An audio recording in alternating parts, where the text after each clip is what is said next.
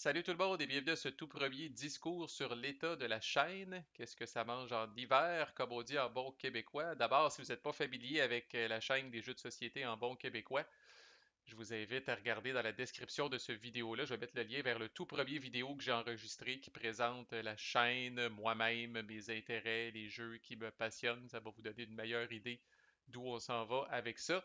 Mais si vous êtes de fidèles auditeurs, le discours sur l'état de la chaîne, c'est quelque chose que j'ai l'intention de faire à toutes les 10 playlists. Donc, à tous les 10 jeux que je couvre sur la chaîne, j'ai l'intention de faire un petit vidéo comme ça. D'abord pour se voir face à face plutôt que de côté, comme j'enregistre mes vidéos habituellement. Et puis, surtout pour faire le point sur la chaîne et vous parler de ce qui s'en vient. Je trouve que c'est quelque chose qui manque là aujourd'hui. Vous apprenez d'une semaine à l'autre c'est quoi le nouveau jeu que je vais couvrir, là, alors qu'en fait, croyez-le ou non, j'ai un plan dans ma tête quand même pour les prochaines semaines. Fait que toutes les 10 playlists, là, je vais vous donner une senteur, si on veut, là, ou un aperçu de ce que je vais couvrir. Là. C'est pas un contrat là, nécessairement que je signe avec vous, là, mais disons que les premiers jeux que je vais nommer là, tantôt, là, c'est presque assuré que je vais les couvrir. Là, puis on va dire que plus je descends dans ma liste, là, plus c'est incertain. Puis ces jeux-là pourraient peut-être se faire bumper par des nouveautés ou des découvertes que je fais en cours de route. Mais c'est mieux que rien, ça va vous donner une bonne idée.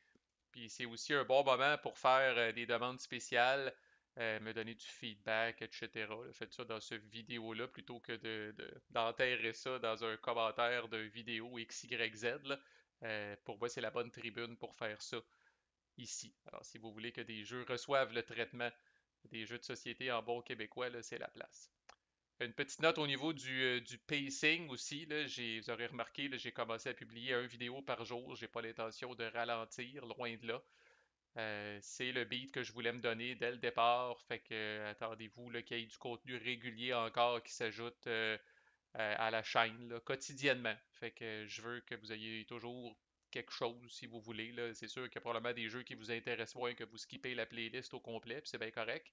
Un jeu qui vous intéresse là, quand on commence à le couvrir, attendez-vous que tous les jours, il y a une nouvelle vidéo qui va apparaître à ce sujet. Alright, trêve de parlotte, allons-y avec le contenu. Fait que le prochain jeu que je vais couvrir, assurément, là, je peux pas revenir en arrière, j'ai commencé déjà à enregistrer les vidéos. C'est la première extension de Labyrinthe Awakening.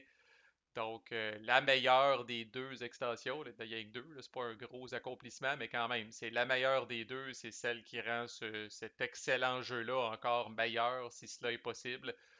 Si vous êtes un fan de Labyrinthe, si vous l'avez découvert sur la chaîne, c'est la toute première playlist que j'ai faite. Euh, Vous allez voir là, comment cette extension-là amène encore plus de tension, de mécanique intéressante. En tout cas, c'est vraiment excellent. Là. Fait qu'on va se payer la traite. Il n'y a pas tant de nouvelles règles. Là. Comme toute extension, là, ça rajoute une coupe de petites affaires. Les règles, ce sera définitivement pas aussi long que Labyrinthe, mais il y a 120 nouvelles cartes, c'est ce que j'aime. Et plus ça va, là, qu'on avance dans le labyrinthe, là, plus c'est des événements qui sont proches dans notre mémoire. Là. Je pense qu'il y a des attaques de Paris au Bataclan qui sont là. Là il y a des affaires vraiment là, qui sont encore plus récentes, puis qu'on se rappelle souvent là, où on était ou quand est-ce que c'est arrivé. Là. Fait qu'en tout cas, c'est le lot d'un jeu qui traite un sujet comme ça encore très d'actualité. Là. Fait que manquez pas ça, ça c'est définitivement le prochain vidéo qui s'en vient. Ensuite, on va poursuivre dans les coins. Je suis en train de jouer une game de Play by Email de Cuba Libre. Alors, les coins, on va essayer de les faire en ordre chronologique qui sont sortis. Cuba Libre que je trouve encore meilleur qu'Andean Abyss. Je me demande si c'est pas mon meilleur coin. En tout cas, il est définitivement dans les top 3. Alors, manquez pas ça. C'est celui qui est réputé pour être le plus newbie friendly aussi. Alors, ça peut être intéressant si vous voulez initier certaines personnes de votre entourage à ce système-là. Alors, manquez pas ça, ça on couvre ça bientôt, assurément.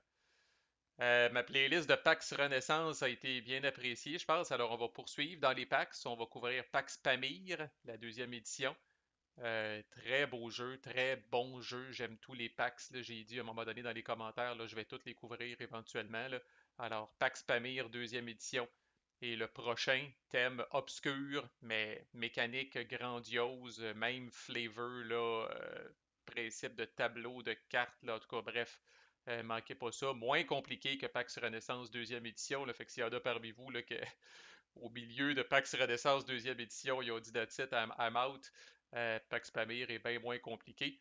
Et c'est le seul à ce jour où le rulebook a été écrit de manière compréhensible aussi. Fait que le rulebook a été réécrit. Là, la deuxième édition a été faite, en tout cas, Cole Worley, là, pas si je prononce son nom comme il faut, là, le fameux designer de Root, pour ceux qui le connaissent, là, a comme pris les rênes de Pax Pamir pour la deuxième édition, là, puis le rulebook est écrit comme on est habitué de voir des rulebooks et non à la file Eklund avec le glossaire, là, puis les espèces de patentes ésotériques là, un peu partout. Là. Fait que, bref, c'est à ne pas manquer. Un peu plus dans les wargames, parce qu'il faut donner de l'amour à tout le monde. Salerno 43, le tout nouveau de Mark Simonich chez GMT Games, dans la série de Simonich qu'on appelle souvent les 40X, là, parce qu'il a fait Normandie 44, Ardennes 44, Ukraine 43, name it.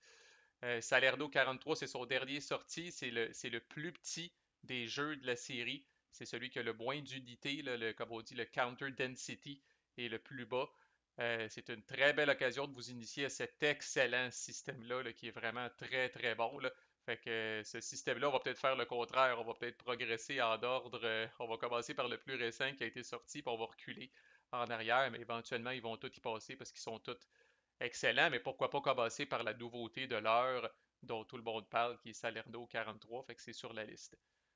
Dans la catégorie Wargame, un petit peu plus hardcore, je suis en train de jouer à Long Street Attacks, un jeu sur le deuxième jour de la bataille de Gettysburg dans la guerre civile américaine, avec un système de cheat pool euh, puis un système de combat, en tout cas, là, moi puis mon adversaire, là, je joue ça avec bon, Tim Gagnon pour pas le nommer. Là, on est rendu à 275 logs dans notre game de Play by Email. Là, on échange plusieurs logs par jour. Là, et c'est incroyablement tendu et stressant. Là. Nos troupes sont toutes rendues collées. Là, puis là, quel cheat qu'on va tirer. Puis ce général-là, va-tu réussir à s'activer? En tout cas, c'est vraiment, vraiment très bon comme système sur une map là, qui est une œuvre d'art que je vais vous montrer à l'écran. C'est incroyable. Là. Bref, ça, c'est à ne pas manquer si vous voulez découvrir autre chose. Ensuite, on va aller ailleurs. Je veux aller ailleurs des fois. Là. Fait que Horreur à Arkham, troisième édition de Fantasy Flight Games, un bon Ameritrash là, qui n'a pas rapport pantoute avec le Wargame. En plus, on va être dans Tabletop Simulator avec ça, parce qu'il n'y a pas de module vassal comme tel. Fait qu'on va être ailleurs au niveau de l'interface, puis on va être ailleurs au niveau du jeu, mais j'ai énormément joué à ça, principalement en solo. J'ai joué avec mes chums, j'ai joué en solo aussi beaucoup.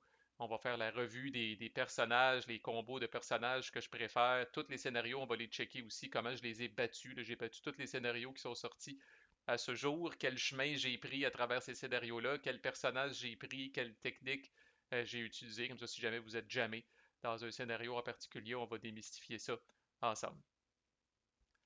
Alors, ces six-là, c'est pas mal un lock, là, comme on dit. Là, je vais couvrir ça dans les 10 prochaines vidéos, là, assurément. Après ça, ben là, je me questionne. C'est là où vous pouvez influencer peut-être. J'aime toujours mettre un petit jeu à chaque série de 10 vidéos, là, on va dire.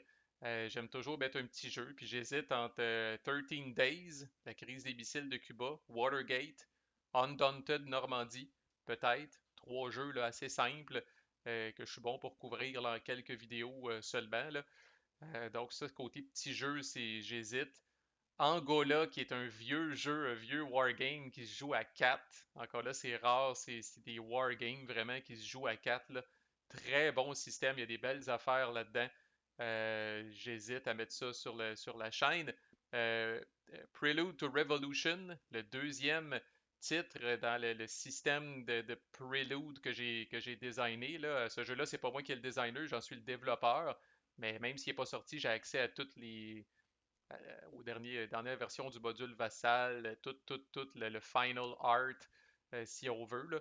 Fait que je pourrais couvrir ça. Ça porte sur la révolution russe en Russie. Là, fait que ça a un thème un peu plus international, disons, que les patriotes au Bas-Canada. Puis il y a quelques belles innovations dans le système. Je suis aussi en train de playtester. Vous avez peut-être vu passer ça si vous lisez la newsletter de GMT. Là. Mais je suis en train de playtester Downfall, un jeu là, par nul autre que John Butterfield et Chad Jensen, deux légendes. Ok, ben, c'est un peu comme si Picasso et Dali là, faisaient un tableau ensemble. Là. Du dire deux designers comme ça, deux légendes du game design, et que ça peut juste donner un beau bébé. Là. Et le regretté Chad Jensen, d'ailleurs, là, qui est décédé dernièrement, là, lui qui est célèbre pour designer, entre autres, là, Combat Commander puis Dominant Species. Alors, je pense que Chad avait commencé le jeu, John Butterfield est en train de le finir. Downfall, c'est sur le déclin de, de l'Allemagne à la fin de la Deuxième Guerre mondiale. C'est brillant comme système. En tout cas, on rentrera pas dans, ben, on va rentrer un petit peu dans les détails, juste 2 secondes, mais un joueur joue l'Ouest, l'autre joueur joue les Russes, et c'est une course pour savoir là, qui va torcher l'Allemand le plus vite. Mais ce qui est hyper innovant, c'est que le joueur qui joue l'Ouest joue les Allemands qui opposent les Russes, et le joueur qui joue les Russes joue les Allemands qui opposent l'Ouest. Alors, on joue comme deux powers dans la game, les bons et les méchants. Alors, avec nos méchants, on essaye de ralentir notre adversaire.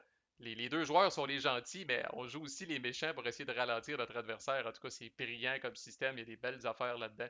Puis, bon, j'ai accès à tout le matériel. Puis, si je mets ça plus tard dans la liste, peut-être que je pourrais avoir une petite permission spéciale de GMT de faire un vidéo là, juste pour le montrer puis l'expliquer, sait-on jamais. Là. Fait que c'est ça qui est au menu. Fait qu'encore là, il n'y a rien de coulé dans le ciment. Comme on dit, n'hésitez pas si vous avez des suggestions, si vous avez des trucs que vous aimeriez que je couvre. Rendu là, vous commencez un peu à connaître mon style, là. Fait que vous devriez être capable de savoir si tel ou tel jeu, là. Fait que, tu sais, proposez-moi pas à Agricola ou Puerto Rico, là. Vous verrez pas de ça nécessairement sur la chaîne, là. Mais bon, encore là, si c'est quelque chose qui semble être dans mes cordes, je vais le faire. Je sais que sur différents forums, certains avaient parlé de Distant Plane. Bon, c'est le troisième coin, fait qu'il s'en vient. Bayonetta et Tomahawks, effectivement, je pourrais le couvrir facilement. J'en ai été le développeur, je le connais très bien. Là, puis il y en a peut-être d'autres qui m'échappent, fait que n'hésitez pas à me le rappeler dans les commentaires. Puis, ben, c'est ça. En fait, n'hésitez pas là, à aller vous promener comme d'habitude sur les playlists là, pour voir s'il y a des jeux qui vous intéressent. Là. Puis, merci, ceux qui sont abonnés, merci beaucoup de votre fidélité, puis merci de votre support et de votre écoute. À plus!